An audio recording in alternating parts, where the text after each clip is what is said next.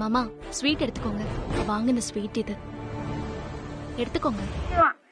சாப்பிடுற என்ன பார்த்தா உனக்கு எப்படி தெரியுது?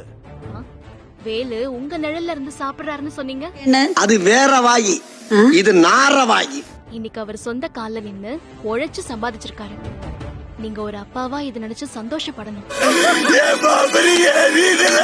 நாள் வரைக்கும் அவர் உங்க கிட்ட கை கட்டி நின்னு வேலை செஞ்சா ஏன் உழைப்புலதான் உட்கார்ந்து சாப்பிடுறான்னு சொல்லி அசிங்கப்படுத்தினீங்க. ஏன் இப்படி அசிங்கப்பட்டு விட்ட நீ? என்ன இன்னைக்கு வேலுவ ஒரு மனுஷனா மாத்திருக்கு. ஸ்வீட் எடுத்துக்கோங்க. கொடுத்தா தென்னரசு மாமா எது வேணாலும் வாங்கிப்பாரு. என்ன மாமா முறைக்கிறீங்க? என் பார்வையே அப்படித்தான். தென்னரசு தான். அந்த தென்னரசை இனிமே சும்மாவே விடக்கூடாது. எனக்கு ஏற்கனவே தெரியும்.